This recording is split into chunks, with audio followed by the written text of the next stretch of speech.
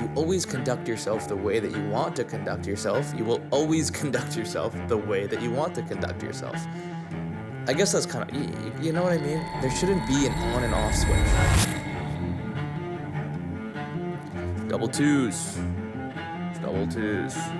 It is day 22 of posting a YouTube video every single day until I just stop. In this video, I want to go over the phrase, the way that you do anything is the way that you do everything. I really love that quote, and I really love to orient my life according to that phrasing. It makes perfect sense to me, and I would love to be able to convey how it makes perfect sense to me. In super simple terms, which I will elaborate on, it refers to the concept of the way that you do small tasks is the same exact way that you do big tasks.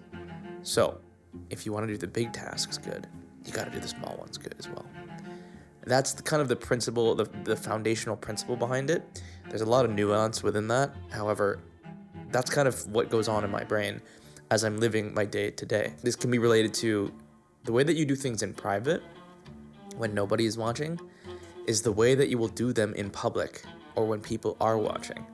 So it would behoove you to practice essentially acting right in private so that when you are put to the test in any capacity, you're already practiced in doing things right and appropriately. And what I mean by right and appropriately, and what I mean by small tasks, it can be anything.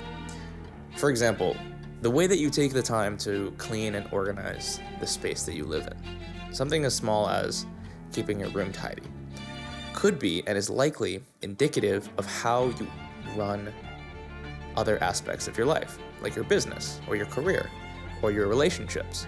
If you're messy with the small things, if you're going to cut corners with making your bed, or if you're going to cut corners with cleaning your kitchen counter, you know, if you're going to be sloppy with it, or if you're going to half-ass cleaning your kitchen counter, this concept refers to like, okay, well, what else are you going to half-ass? Are you going to half-ass your relationship?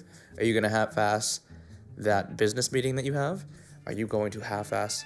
Everything is up in the air because you can't even get the small foundational principles of life down. If you're cheating on the minutia of life, who's to say you're not cheating on the macro of life? That's kind of the concept, and I do believe that.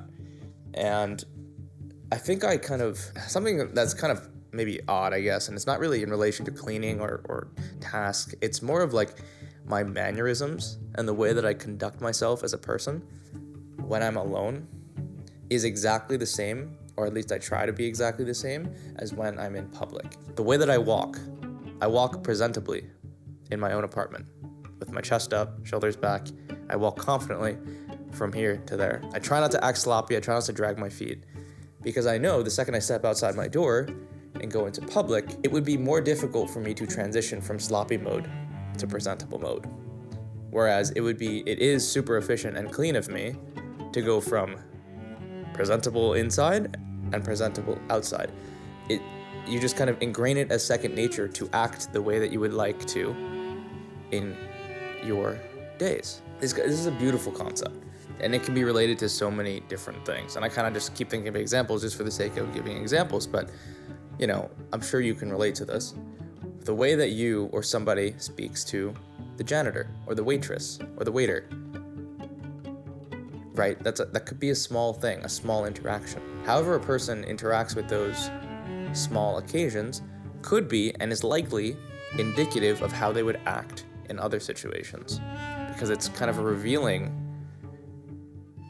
pulling back and revealing a little bit into who that person is. I truly believe that habits formed in the trivial stages of life, like the small parts of life, set the stage for the larger parts of life. If you accrue good habits when nobody is watching, if you always conduct yourself the way that you want to conduct yourself, you will always conduct yourself the way that you want to conduct yourself. I guess that's kind of, you know what I mean? There shouldn't be an on and off switch. You should be doing things to your degree of standard that you are comfortable with. I try to act very rational, and I try to act very stoic, and I try to act very calm and collected in my personal time. Because when I get out into the world, those are the characteristics that I want to exhibit. So I essentially practice in private how I want to act in public.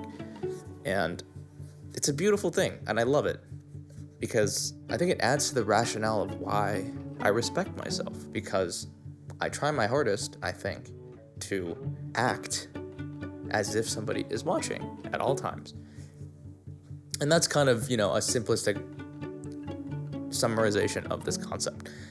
Act like somebody's watching in your daily life. The way that you do anything, right? If you're walking down a street and there's nobody there, pretend like there is somebody there watching you. How would you walk differently? How do you walk differently? Practice. It's just practice time. When nobody is actually watching, this is when you can present the best, because there's no pressure, and it should be easy. The way you do anything is the way that you do everything. I keep iterating this. I'm gonna iterate it again. The way that you do small things is the way that you do big things. It just is, because you're tapping into the same neural pathways to do certain tasks. This video might have been messy. I don't know. Maybe a little bit messy. The sentiment is there, though. I might not have been as eloquent as I would have liked to be, but I think you can understand what I'm getting at, and it's all good intentioned. I've just found with myself that practicing the way that I want to conduct myself in public, in private, has enormously helped bridge that gap and to make that transition into presenting myself in public easy, because I already do it. I do it at home, or at least I try to.